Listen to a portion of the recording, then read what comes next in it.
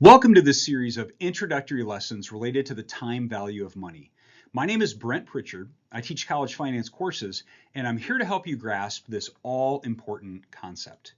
This introductory series is designed to help you learn how to apply the mathematics of finance in less than a month, provided you commit to one or more lessons a day. It's that easy.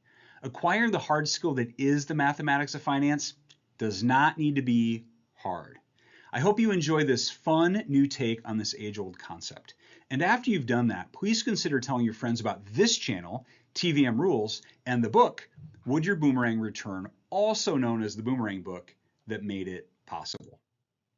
I like to start every class with a quote, so here we go with the quote of the lesson. It comes from Tony Robbins. Repetition is the mother of skill. The focus of this lesson is on the add-on expression, the flux capacitor of finance without the power of uppercase N. Why no N? Well, because the add-on expression has a specific purpose of moving the present value or future value one period to the right below the timeline. I like to think of the action, that is compounding or discounting, happening below the timeline by way of what I call indifferent lines. While the uppercase N is silent, this is really the flux capacitor of finance. That is 1 plus I in parentheses raised to the power of uppercase N with a value of 1 for N. Take a look at the building block time value of money equations for an annuity and perpetuity on this slide. The only difference between these sister equations is the add-on expression. Specifically in this lesson, we'll be calculating the future value of an annuity due, the present value of an annuity due, and the present value of a perpetuity due, all values that consider the add-on mathematical expression. In terms of timing, the present value of an annuity due is as of the first payment in the series. Same for the present value of a perpetuity due. Remember, a perpetuity is just an annuity on steroids.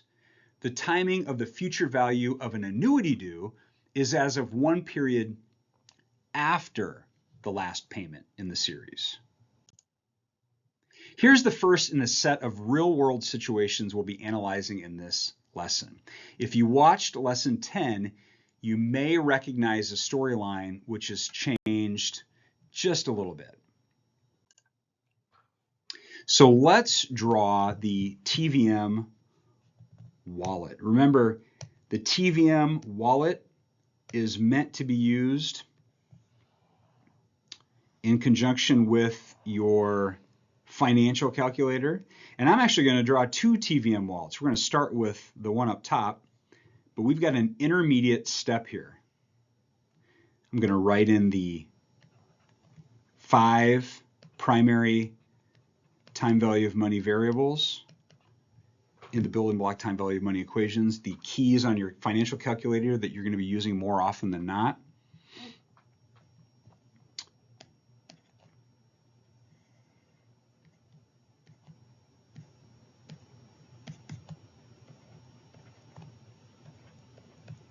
We've got a PMT payment, that is an annuity. The first payment happens right away. This is the sign right here for the abridged timeline, which means that during that period of time, there's a $1,000 payment because that payment right before the abridged symbol continues. And we're trying to figure out the future value of an annuity due. So we're going to circle that. The first step is to figure out the future value of an ordinary annuity. So we're going to put a rectangle around that. So the future value of an ordinary annuity, that's the first number that we're looking for. 0 for PV because there's no lump sum payment here. How are we telling time? Let's fill in the blank. We're telling time with a monthly time span in between period markers. So I'm going to subscript uppercase N with M so that we know how we're telling time. And I've talked about the relationship between PMT payment and uppercase N when we're dealing with an annuity. So there are 25 $1,000 PMT payments. Why 25? You might notice that there's a 24 for a period marker above the last payment, but the first payment happens immediately. So there are 25 $1,000 PMT payments. We need to solve for a true monthly investment yield because that's the only investment yield that will fly. So let's write the building block true investment yield equation. If you've seen any of my other lessons or the specific lessons where I talk about the butterfly rate that I'm going to be talking about in this lesson, lowercase s is what I think of as the caterpillar rate. In parentheses, that's what I like to call the chrysalis rate. It's kind of the second step. Ultimately, we want to figure out what rate will fly. That's why I call it the butterfly rate. That is I. That is the only rate that will work for compounding or discounting because we need to match that time span with how we're telling time in between period markers on the timeline. So let's take it from the top. We were told that the simple, that's another word for nominal. That means the effects of compounding have not been considered. The simple annual investment yield that we were given is 4.25%. So this is that in decimal form. We were told that compounding happens monthly. So compounding is going to happen 12 times over that time span. But let's talk this through. Let's put more words to it. Again, what is 4.25%? That's a simple annual investment yield. When we divide by 12, what are we left with? We don't need to know the number right now. Let's not go there just yet. Words work. It's a simple monthly investment yield. And if we ultimately want to tell time, well, we are telling time with a monthly time span in between time period markers. But if we want to take a simple monthly investment yield, that's the chrysalis rate, to a true monthly investment yield, what do we need to do? That gives us information related to lowercase n. Takes the value of 1. And when we work this out, we get 0.00354167. That is 0.354167%, which is a true fill-in-the-blank monthly investment yield. It's the only rate that will fly. That's why we call it the butterfly rate. In my trusty HP12C, I need to input the percentage format. So I've got 0.354167%. Your calculator may be different, but that's what I need to do with my trusty HP12C. And we're solving for the future value of an ordinary annuity. Let me move this up a little bit so we've got some room. And when we solve for this value, we get negative $26,091.92. So let's first talk about that negative sign. What's up with that? Let's think about it. The PMT payment has a positive no sign value. Those are monies that are going to be coming into our hands.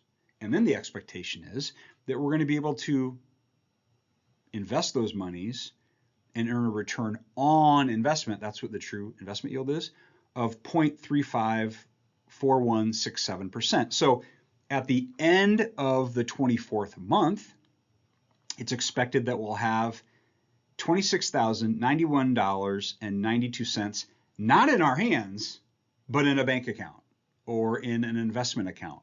They will have effectively left our hands. They won't be in our hands. That's where the negative sign comes from.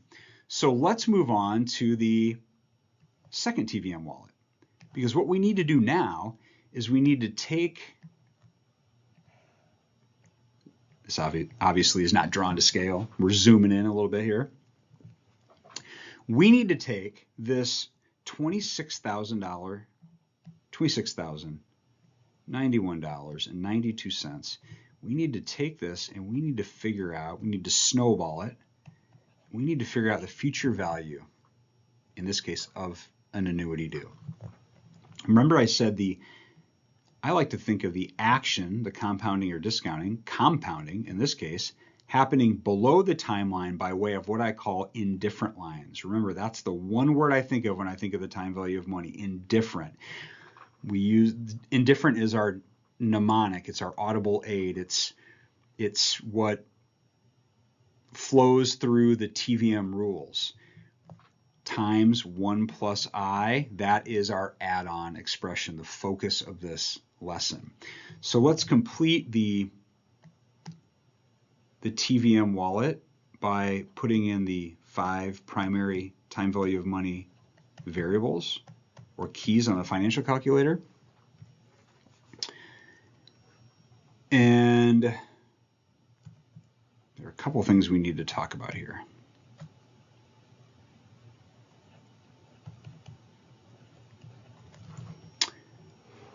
The true investment yield is the same. We're still telling time with a monthly time span in between period markers. Here, uppercase N is 1 because we simply need to move this down 1 period into the future. Remember I said that the uppercase N, it's silent, but it's as if, because that's the flux capacitor of finance right there, but it's as if that has a value of 1. But for the add-on expression, I don't write it that way. 0 for PMT payment. Well, what's going on here? Because I thought we were dealing with an annuity. Yeah, we are, but we turned that annuity into a hypothetical lump sum. We compounded it. We figured out, well, what is that worth at the end of the 24th month? And that is $26,091.92. That's why that hypothetical lump sum fits into the PV register that is reserved for lump sums. Remember, the PV register and the FV register are reserved for single or lump sums. Here we have a hypothetical lump sum. And we want to solve for the future value of an annuity due. So we're going to put AD in parentheses. And when we solve for that, we get negative $26,184.33. There's one last thing I want to talk about before we move on to the double check. Because there's this intermediate operation, there's also what I like to call the switcheroo. And here's what I mean by that. In the first TVM wallet, notice how the $26,000 number had a negative sign associated with it. But we switch that and turn it into a positive no sign value. We also switch it in that it was in the future value. We were using the future value key. Now we're using the present value key. So that's what I mean by the switcheroo. We're switching those two things. So let's move on to the double check. And for the double check, we use, obviously, the building block future value of an annuity due equation equals PMT times all this in square brackets, plural. In the denominator, we've got the true investment yield. And here's the add-on expression, times 1 plus I. Again, that's the focus of this lesson. So the future value of an annuity due equals, we know the payment, so $1,000 payment. Want to make sure we have enough room here to write this out. 1 plus, we've got to put the decimal form of the true investment yield, which in this case is a true monthly investment yield, 0.0354167 minus 1, but we have to raise that to the power of 25. Why? Because there are 25 PMT payments in this series. In the denominator, we've got the true investment yield, 0.0035. I can draw better, 4167.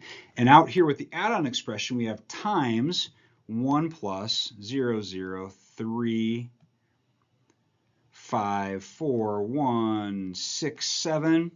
And when we work it out, we get a value of $26,184.33. So one thing to point out, that's a positive no sign value associated with this future value of an annuity due. Why is that? Well, there are minus signs. Again, when we're dealing with building block time value money equations, you see minus signs, but you won't see a negative sign associated with a PMT payment or a PV or FV payment. Let's move on to the next real world situation. This was covered in lesson 12. This is an adaptation. It's changed slightly to fit the bill. And so let's draw our TVM wallets, because we're going to need two of them again. So we're going to stack them. You might be wondering, will I ever need more than two TVM wallets? Maybe. You might need more than two TVM wallets. But in this lesson, two is going to do the trick. Okay, now we need to draw this timeline. And if you've seen lesson 12, or if you had an opportunity to read the storyline, this is kind of a fun one. This person's going to get out of Dodge. They're going to travel the world, and they're going to take an annual withdrawal, so we're telling time with an annual time span in between period markers.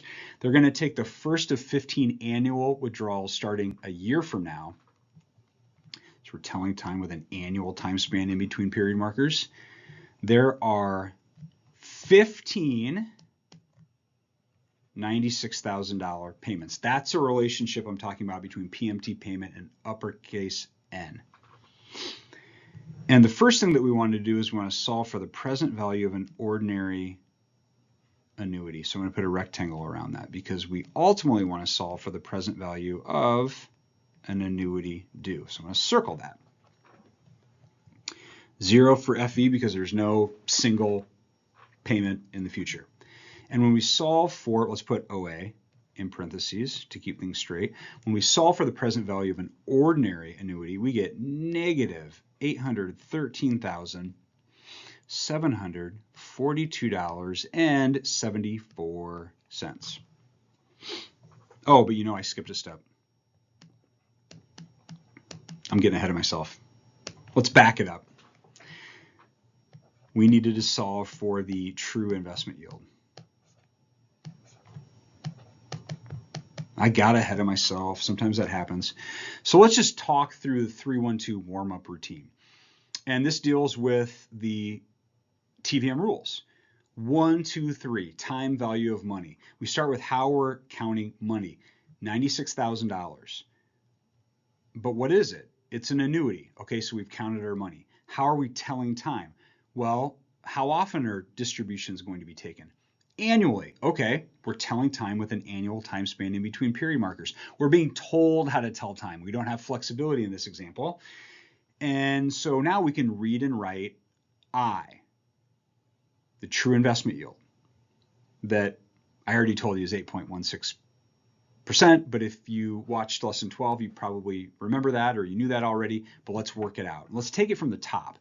So we were told that the true, and it's good we circle back to this because we were told that the true, not annual, semi-annual investment yield is 4%. Yes, it's true. Not every rate or yield is expressed in annual terms. So our starting point is a simple semi-annual investment yield. We were told that this person's investment portfolio is largely invested in bonds that pay interest semi-annually, so we were told to assume a semi-annual compounding period. So let's take it from the top. S is our caterpillar rate, and it kind of looks like a caterpillar, doesn't it? A squirmy little caterpillar. What is that? Simple semi-annual investment yield. When we divide by 1, because we're assuming semi-annual compounding here, it's easy to know that number, it's 4%, but let's put words to it. That's our chrysalis rate. It's still a simple semi-annual investment yield. So how do we take a simple semi-annual investment yield and turn it into a true annual investment yield? We got to ask ourselves the right question. And that question is, how many semi-annual periods are in a year? 2. So that's the value for lowercase n. And when we do that, we get 0.0816. That is 8.16%. But I told you that already. That's our true annual investment yield. So that's the first step. That's the first completed TVM wallet. Now let's move on to the second TVM wallet. And now we want to move from 0 on this timeline to 1. We've got our value, and our value is $813,742.74. Yep, 74 cents. We're still telling time with an annual time span.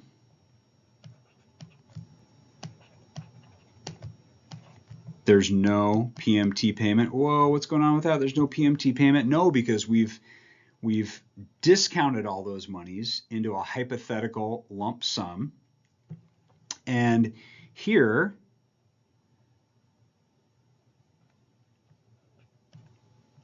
that money stays, that amount rather, stays in the PV key or the PV register.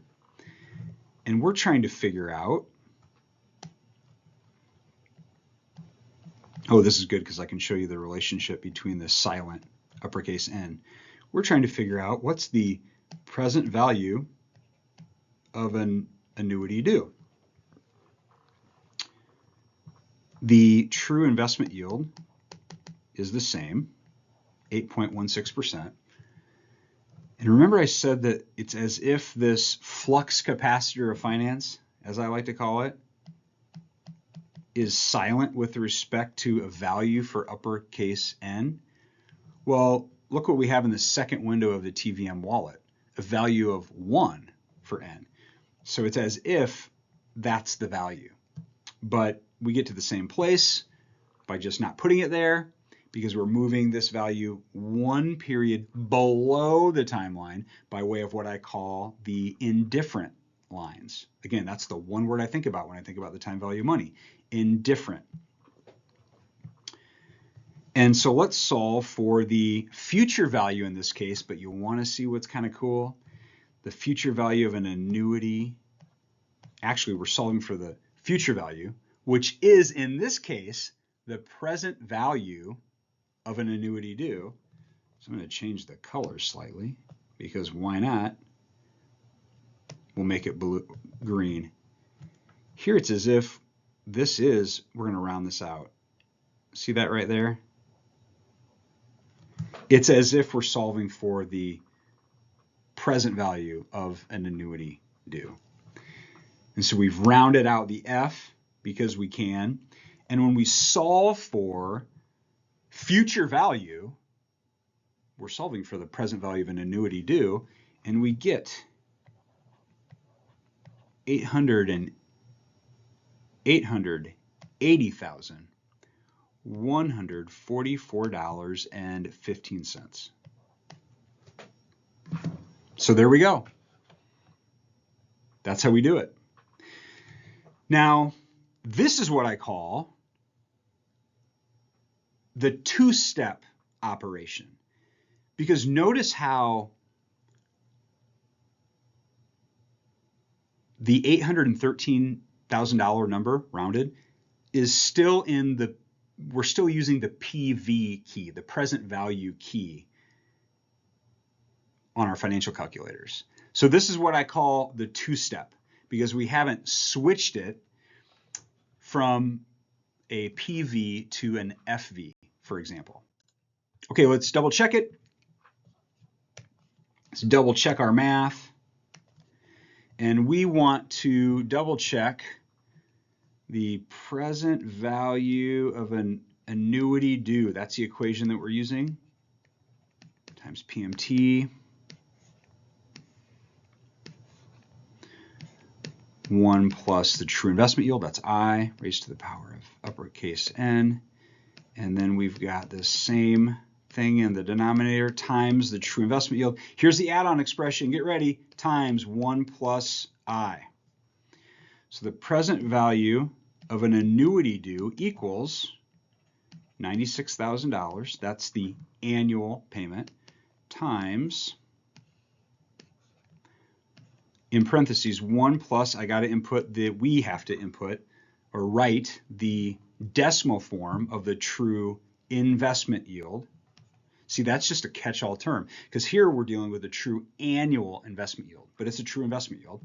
There are 15 of those $96,000 payments. That's the relationship between uppercase N and PMT payment minus 1.0816 raised to the power of 15 times 0.0816. And here's our add-on expression, 1 plus 0.816. And when we solve for the present value of an annuity due, we get $880,144.15. We're going to circle it. That's the correct answer. Now let's move on to our final example, the third of 3. Again, if you've watched Lesson 13, you may recognize this storyline, which, as with the others, has changed just a little bit. So let's draw the TVM wallets, plural, because we're going to need 2 of them again. We're going to stack them like we've been doing. This kind of looks like the FBI wallet, doesn't it? What Fox Mulder or Dana Scully used to flash back in the day. Let's write in the 5 primary TVM variables or inputs.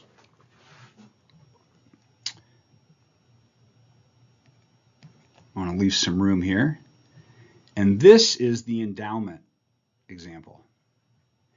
And this is an endowment that would continue in perpetuity. That's the lazy 8 sign. That's the symbol for infinity.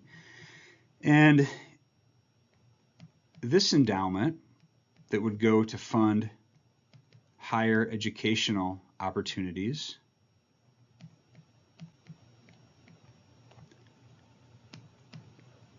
they want the first PMT payment to happen immediately, so at time period 0. We're solving first for the present value of it's an annuity on steroids, the present value of an ordinary perpetuity. Now, remember, it's ordinary for the value, for the present value of an ordinary annuity, because a perpetuity is an annuity on steroids. It's ordinary for that value to be 1 period before the first payment in the series. A perpetuity is an annuity on steroids, so the same thing applies. Did you know you can add real estate to the leftmost side of the timeline? Sure you can, and we'll call that period marker -1. So we're solving here for the present value of an ordinary perpetuity, and I'm going to put a rectangle around that. We ultimately want to solve for the present value of a perpetuity due, so I'm going to circle that. How are we telling time on this timeline? With an annual time span. So only a true annual investment yield works, and that's good because we were given the true annual investment yield, so we didn't need to work it out using the building block true investment yield equation. We're telling time with an annual time span. And remember that when we're dealing with a perpetuity, an annuity on steroids, in the TVM wallet, in your financial calculator, you can plug 9999 for N, uppercase N. 0 is the value for future value. And when we solve for this, we get -$1,250,000. If you've watched lesson 13, I think it's lesson 13, you may recognize that value. But as we've done here, we need to move that below the timeline.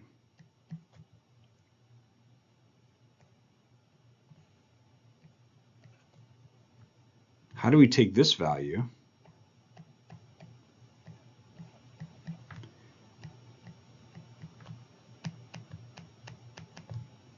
and solve for this value, the present value of a perpetuity due? Well, it's the add-on expression, isn't it? Times 1 plus I, 1 plus the true investment yield. So let's write in the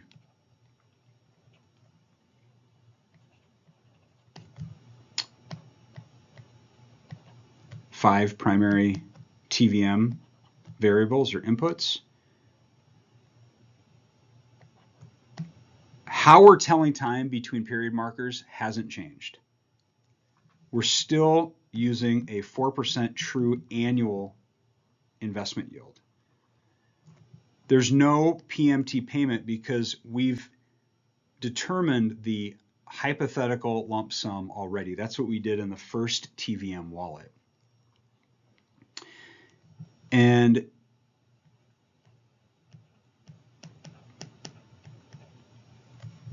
we want to solve for the future value, but it's really the present value of an annuity due. Again, because I don't advocate begin mode.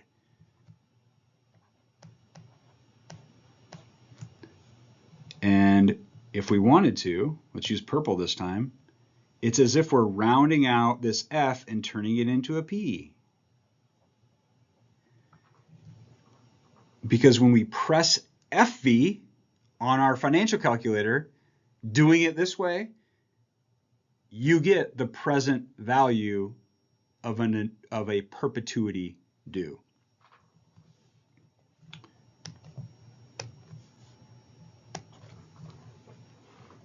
Uppercase N has a value of 1 because we're moving this one period below the timeline.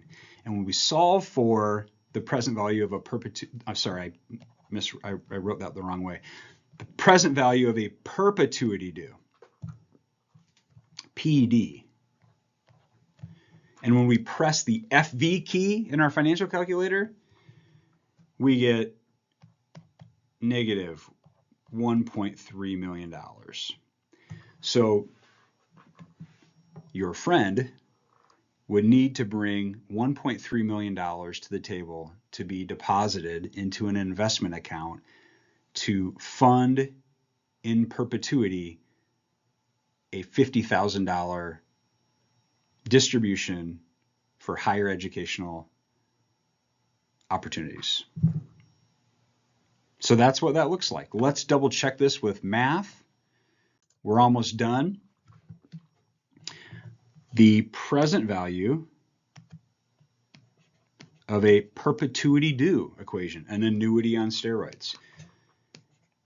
PMT payment over I underlined times the add-on expression, the add-on mathematical expression. Present value of a perpetuity due equals, we know we've got a $50,000 payment here. What is I underlined? Well, from that prior lesson, you may remember that it's the true investment yield minus a constant growth rate if applicable. It doesn't apply here because that PMT payment, it's even, or as I like to say it, equal. There's no constant growth here. That payment is not growing at a constant rate. So I underline equals 4% minus 0, which is 4%. 0.04, because we need to use the decimal form, times 1.04.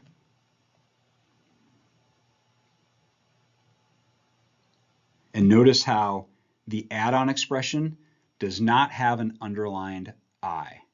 It's simply 1 plus the true investment yield. And when we solve for the present value of a perpetuity due, we get $1,300,000. $300,000. So we're going to circle it. That's the correct answer.